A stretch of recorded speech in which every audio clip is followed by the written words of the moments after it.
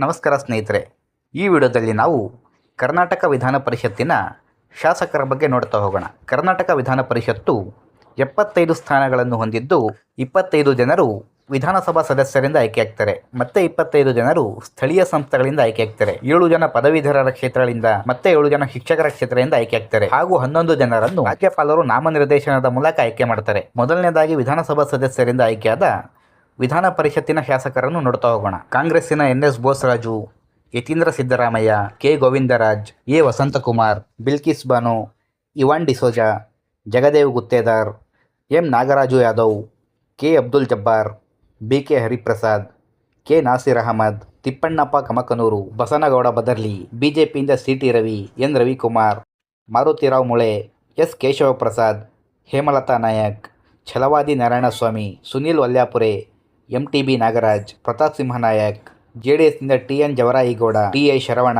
ಹಾಗೂ ಗೋವಿಂದರಾಜುರವರು ಆಯ್ಕೆಯಾಗಿದ್ದಾರೆ.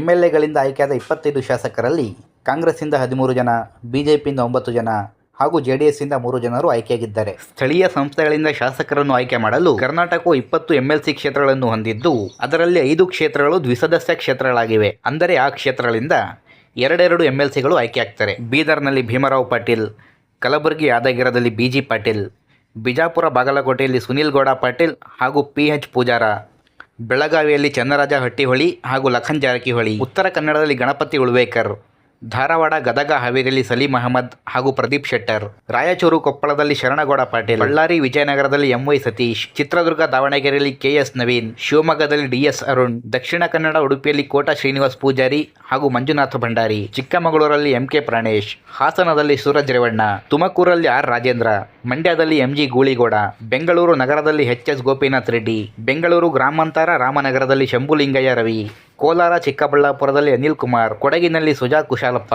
ಮೈಸೂರು ಚಾಮರಾಜನಗರದಲ್ಲಿ CN ಮಂಜೇಗೌಡ ಹಾಗೂ D ತಿಮ್ಮಯ್ಯನವರು ಆಯ್ಕೆಯಾಗಿದ್ದಾರೆ. ಸ್ಥಳೀಯ ಸಂಸ್ಥೆಗಳಿಂದ ಆಯ್ಕೆಯಾದ 25 ಶಾಸಕರಲ್ಲಿ 11 ಜನ ಕಾಂಗ್ರೆಸ್ಸಿಂದ, 11 ಜನ ಬಿಜೆಪಿಯಿಂದ, 2 JDSನಿಂದ ಹಾಗೂ 1 ಪಕ್ಷೇತರರು ಆಯ್ಕೆಯಾಗಿದ್ದಾರೆ. ಅದರಲ್ಲಿ ಕೋಟಾ ಶ್ರೀನಿವಾಸ್ ಪೂಜಾರಿ ರಾಜೀನಾಮೆ ಕೊಟ್ಟು ಲೋಕಸಭೆ ಸಂಸದರಾಗಿ ಆಯ್ಕೆಯಾಗಿದ್ದಾರೆ.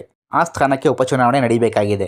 ಪದವೀಧರೆಯಿಂದ ಆಯ್ಕೆಯಾಗಲು ಕರ್ನಾಟಕವು 7 ಕ್ಷೇತ್ರಗಳನ್ನು ಹೊಂದಿದ್ದು ಆಗ್ನೇಯ ಪದವೀಧರ ಕ್ಷೇತ್ರದಲ್ಲಿ ಚಿದಾನಂದ ಎಮ್ಗೌಡ, ಈಶಾನ್ಯ ಪದವೀಧರ ಕ್ಷೇತ್ರದಲ್ಲಿ ಚಂದ್ರಶೇಖರ್ ಪಾಟೀಲ್, ವಾಯುವ್ಯ ಪದವೀಧರ ಕ್ಷೇತ್ರದಲ್ಲಿ ಹನುಮಂತ್ ನಿರಾಣಿ, ದಕ್ಷಿಣ ಪದವೀಧರ ಕ್ಷೇತ್ರದಲ್ಲಿ ಮಧು ಮಾದೇಗೌಡ, ಪಶ್ಚಿಮ ಪದವೀಧರ ಕ್ಷೇತ್ರದಲ್ಲಿ SV ಸಂಕನೂರ, ಬೆಂಗಳೂರು ಪದವೀಧರ ಕ್ಷೇತ್ರದಲ್ಲಿ ಡಾಕ್ಟರ್ ರಾಮೋಜಿಗೌಡ ಹಾಗೂ ನೈಋತ್ಯ ಪದವೀಧರ ಕ್ಷೇತ್ರದಲ್ಲಿ ಧನಂಜಯ ಸರ್ಜೇರವರು ಆಯ್ಕೆಯಾಗಿದ್ದಾರೆ. ಪದವೀಧರರ 7 ಕ್ಷೇತ್ರಗಳಲ್ಲಿ 4ರಲ್ಲಿ ಬಿಜೆಪಿ ಹಾಗೂ 3ರಲ್ಲಿ ಕಾಂಗ್ರೆಸ್ ಪಕ್ಷ ಗೆದ್ದಿದೆ. ಶಿಕ್ಷಕರಿಂದ ಆಯ್ಕೆಯಾಗಲು ಕೂಡ ಕರ್ನಾಟಕವು 7 ಕ್ಷೇತ್ರಗಳನ್ನು ಹೊಂದಿದ್ದು ದಕ್ಷಿಣ ಶಿಕ್ಷಕರ ಕ್ಷೇತ್ರದಲ್ಲಿ K ವಿವೇಕಾನಂದ, ಆಗ್ನೇಯ ಶಿಕ್ಷಕ ಕ್ಷೇತ್ರದಲ್ಲಿ DT ಶ್ರೀನಿವಾಸ್, ಈಶಾನ್ಯ ಶಿಕ್ಷಕರ ಕ್ಷೇತ್ರದಲ್ಲಿ ಶಶಿಲ್ G ನಮೋಶಿ, ಬೆಂಗಳೂರು ಶಿಕ್ಷಕರ ಕ್ಷೇತ್ರದಲ್ಲಿ ಪುಟ್ಟಣ್ಣ, ಪಶ್ಚಿಮ ಶಿಕ್ಷಕರ ಕ್ಷೇತ್ರದಲ್ಲಿ ಬಸವರಾಜ್ ಹೊರಟ್ಟಿ, ವಾಯುವ್ಯ ಶಿಕ್ಷಕರ ಕ್ಷೇತ್ರದಲ್ಲಿ ಪ್ರಕಾಶ್ ಹುಕ್ಕೇರಿ ಹಾಗೂ ನೈಋತ್ಯ ಶಿಕ್ಷಕರ ಕ್ಷೇತ್ರದಲ್ಲಿ SL ಭೋಜೇಗೌಡ ಅವರು ಆಯ್ಕೆಯಾಗಿದ್ದಾರೆ. ಶಿಕ್ಷಕರ 7 ಕ್ಷೇತ್ರಗಳಲ್ಲಿ 3ರಲ್ಲಿ ಕಾಂಗ್ರೆಸ್, 2ರಲ್ಲಿ ಬಿಜೆಪಿ ಹಾಗೂ 2ರಲ್ಲಿ JDS ಪಕ್ಷಗಳು ಗೆದ್ದಿವೆ. ಹಾಗೂ ರಾಜ್ಯಪಾಲರ ನಾಮನಿರ್ದೇಶನದಿಂದ ಉಮಾಶ್ರೀ,